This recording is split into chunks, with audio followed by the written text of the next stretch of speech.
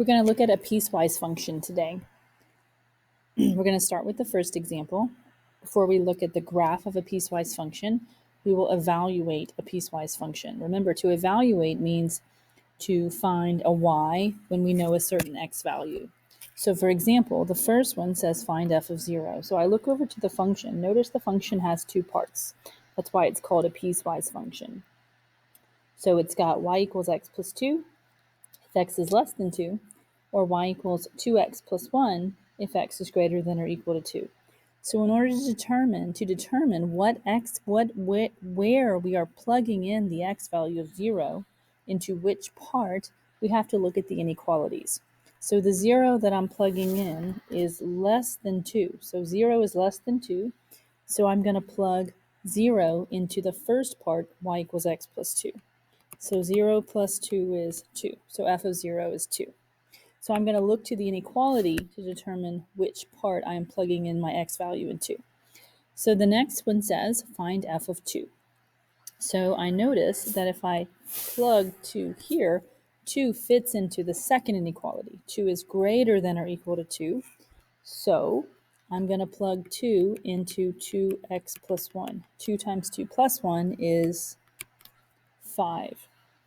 And lastly, I'm going to find f of 4.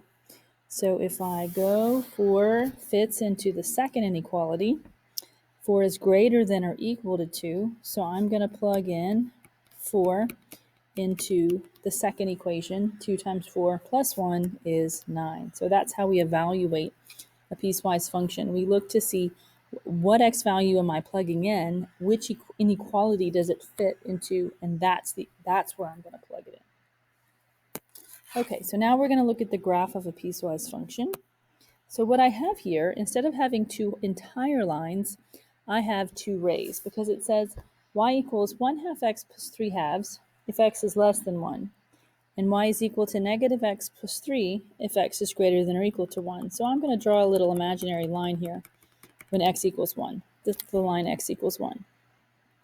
And I'm going to start with figuring out at what point do each one of these two rays intersect with that line. So each ray is going to start at that x value, and one is going to go forever to the right, and one is going to go forever to the left. So I'm going to start with 1/2 x plus 3 halves. So I'm going to take 1, and I'm going to plug it into 1/2 x plus 3 halves. 1/2 times 1 plus 3 halves that's 1/2 plus 3 halves, which is 4 halves, which is 2. So I'm going to go to my graph, and I'm going to plot the point 1, 2, 1, 2, and I'm going to put an open circle. And the reason why I'm going to put an open circle, because the inequality says x is less than 1, so we're not including 1. It's our boundary, but we're not including. And now I need another point on this ray. Remember, this is a line, 1/2 x plus 3 halves, but only the part when x is less than 1. So it's not a whole line, it's just a ray. So the slope is 1/2. So normally I would go up 1 and over 2 and make another point, and I'd graph the ray. But the inequality tells me x is less than 1, so I can't go to the right, I have to go to the left.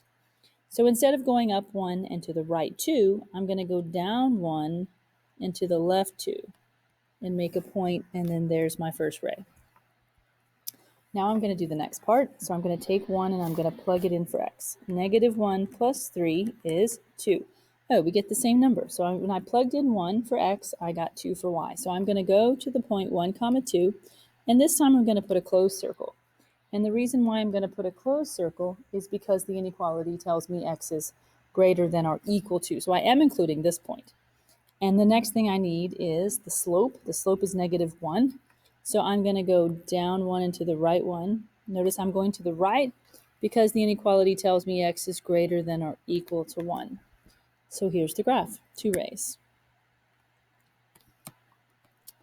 Down 1, 2. There we go.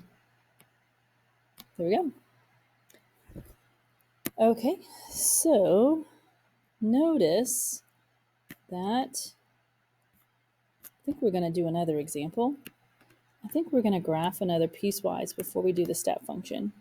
So we're going to graph this first example. F of x is equal to x plus 2 if x is less than 2, and 2x plus 1 if x is greater than or equal to 2. Okay, so I'm going to draw a graph here. And it looks like everything's starting when x is 2. So I'm going to draw a little dotted boundary there when x is 2. And I'm going to start by finding where does the first ray intersect with x equals 2. So I'm going to plug into that equation. 2 plus 2 is 4. So when I plugged in 2 for x, I got 4 for y. So 2 comma 1, 2, 3, 4, and I'm going to put an open circle at 2 comma 4. Notice I'm putting an open circle because the inequality says greater than. Okay, now I need the slope to get another point on this line, on this ray. The slope is 1. So since the inequality says less than, I do not want to go up and to the right. I want to go down and to the left. So I'm going to go down 1 and left 1, make another point, and draw the ray. There's the first part. Now I'm going to go to the second part, and I'm going to plug into where I see x. 2 times 2 plus 1 is 5. So when I plugged in 2 for x, I got 5 for y. So I'm going to plot 2 comma 5, and I'm going to make a closed circle there because notice the inequality says greater than or equal to. So I am including that point. And the next thing I'm going to use is the slope to get another point on the ray. The slope is 2. So from that point, I'm going to go up 2 and over 1, make another point, just like that. So that's how we graph a linear piecewise. Okay, so the next thing we're going to do is we're going to look at this number 3. We're going to graph this piecewise function, and this piecewise function is known as a step function. A step function pairs every number in an interval with a single value. And so notice I have h of x equals 1, x of x equals 2, h of x equals 3, and 4. So I've got 4 horizontal pieces, and these inequalities are telling me that I've got the piece in between two x values. So that makes me think it's a segment, not a ray. So I'm going to graph the line y equals 1 from 0 to 1. But notice I have greater than or equal to 0, so I'm going to put a closed circle there. Less than 1, so I'm going to put an open circle.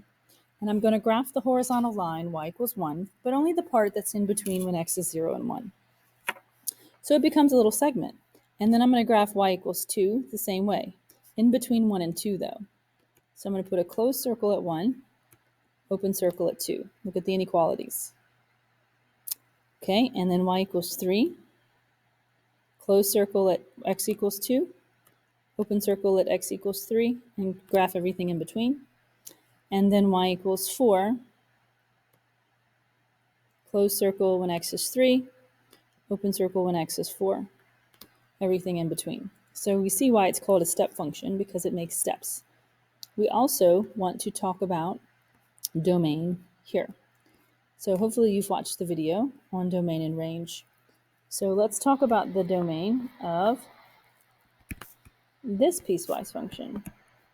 Okay, so when we find the domain of a piecewise function, we look at the inequalities. So we're looking at the inequalities here. The inequalities say x either be less than 1 or x can be greater than or equal to 1. And I'm pretty sure that that includes every number, every real number. So I'm going to say all x values such that x is an element of the set of real numbers. And as far as the range goes, all y values such that I see that there is a highest point on this graph. The highest point is when y is 2. So that leads me to believe that y has to be less than or equal to 2. Okay? Okay, so then we can look at the domain and the range of the step function.